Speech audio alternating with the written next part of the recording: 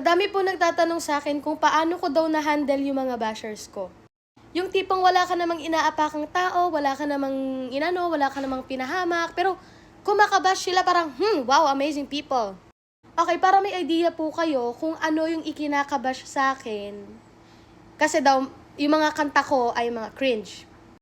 Ako po yung kumanta ng mag-aral ay di biro, tapos, nandito na sila mga chismosa.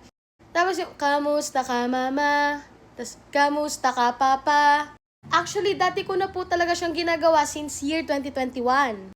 So, ito na nga po, year 2025, ngayon lang latest, nilabas ko po yung sarili kong version ng Macarena. O kung meron po kayong idea kung ano yung sinasabi ko, yung, Macarena, ang ganda parang Latina, talaga maganda ang babaeng Filipina. Yes, ako po na kumanta nun. Tapos, yun din po yung may pinakamalaking views ko sa TikTok, na umabot siya na ngayon, na latest, 15 million views. Tingnan mo yan, sinabihan ko na nga silang, Macarena, ang ganda parang Latina. Sinabihan ko na nga silang maganda, nabash pa ako. Ang reason why kung bakit nila ko binabash is super cringe daw. Which is true.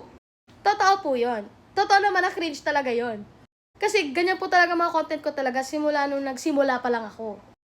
Maaari po kasing sa iba, hindi siya okay, hindi pasok sa pandinig nila. At okay lang yun. Lahat naman po ng opinion natin ay valid. Ganyan po talaga mga tao, hahanapan ka ng butas kahit wala kang ginagawa masama. Kaya ikaw, kapag nababash ka, humanap ka rin ng sarili mong butas. Save yourself, my dear. Ako po, ang ginawa ko noon, nagsa-sound trip ako. Yung, alam niyo po ba yung, can't stop the crying, it'll be alright. Yun ang pinapatugtog ko nung gabing yon. Umiiyak ako. Tapos biglang pumasok yung, please don't stop the music. Hindi pong pag na yung luha ako ba, tapos bigla akong gumanon. Uy, ano yan? Hoy, pero totoo po yun Real yon. Parang find a way para hindi ka maapektuhan. Minsan po kasi kailangan din nating lawakan yung isip natin. Tas, bakit kaya sila ganyan? Siguro hindi sila mahal ng mama nila. O kaya baka mamaya na nire-release ng nila yung stress nila sa atin. Nakatulong ka pa.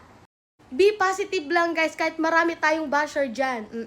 Kaya kapag content creator ka o nagpo-post ka ng sarili mong video, tanggapin mo na po yun na talagang hindi lahat ng tao magugustuhan ka. Yung parang hindi lahat ng tao makikinig sa'yo. Hindi lahat ng tao panonoorin ka at matutuwa sila sa ginagawa mo. Ako po ay ifino-focus ko lang yung sarili ko doon sa mga taong gusto kung ano yung ginagawa ko. Doon tayo sa mga taong napapasaya natin. Nabibilisan po ba kayo sa sinasabi ko? Opo, ganito po kasi talaga ako Yung tipong kahit nagla-live ako, andyan sila. Sabi nila, ang cringe mo. Stop. Stop the car. Ganyan. At ako ngayon, parang wala. Deadma. Hindi na ako umiiyak. Kasi una-una, why would I? If you don't like me, then scroll. That's just it. Marami ng problema ang umaaligid sa atin, pero dapat masunahin natin yung kailangan pagtuunan ng pansin, yung kailangang masolve. Kasi sa mga ganyan, di ba? Do you get me? Get you, Kels. Naniniwala din po kasi ako sa kasabihan na more bash, more cash. So many bully, they will give me money. Ang mga bad energy ay gawin natin good energy. And that is how I handle my bashers. Thank you!